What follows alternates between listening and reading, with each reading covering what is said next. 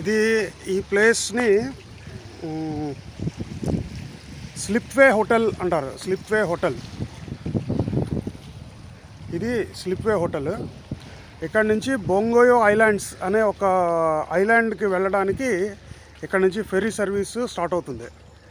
అయితే ఈ ఫెర్రీ సర్వీస్లో ఇక్కడ నుంచి వెళ్ళాలి అంటే రెండు ఉంటాయి. ఒకటేమో అక్కడ వెళ్ళడానికి విజిటర్స్ ఫీ అని ఒకటి కట్టాలి.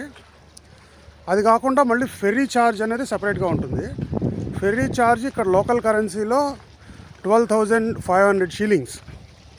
ఇది కాకుండా కన్వీనియన్స్ ఫీ అంటే దగ్గర 45,000 షీలింగ్స్ పర్ హెడ్ వీళ్ళకి విజిటర్స్ ఫీజు కింద కట్టాల్సి వస్తుంది. సో కొంచెం ఎక్స్పెన్సివ్. ఇంకా దేర్ ఈజ్ అనదర్ ఐలాండ్, అక్కడికి వెళ్ళడానికి కూడా ఇక్కడ నుంచి ఫెసిలిటీ ఉంది.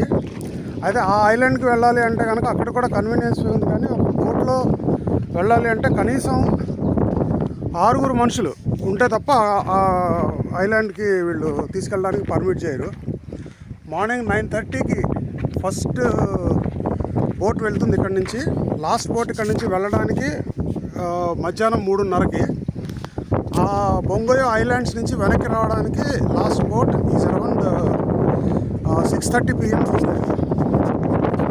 అటు ఇక్కడ నీళ్లు చాలా క్లీన్గా, ఫ్రెష్గా, ట్రాన్స్పరెంట్గా చాలా బాగున్నాయి. వాతావరణం ఎండగా ఉంది కానీ వేడిగా లేదు. It is very pleasant, very neat, clean and very beautiful view from here.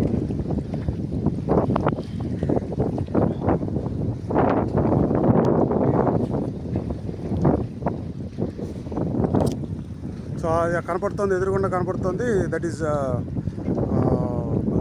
Slipway hotel. అది ఈవినింగ్ టైం ఇక్కడ నుంచి సన్సెట్ చూడడానికి చాలా బ్రహ్మాండమైన ప్లేస్ ఇది. ఇక్కడ ఈవినింగ్ చాలామంది వస్తారు. ఇక్కడ నుంచి కాస్త దగ్గరలో తిరగడానికి బోట్స్ ఇవన్నీ నుంచి ఇక్కడ నుంచి తీసుకెళ్తారు వాళ్ళు. So wonderful place to see.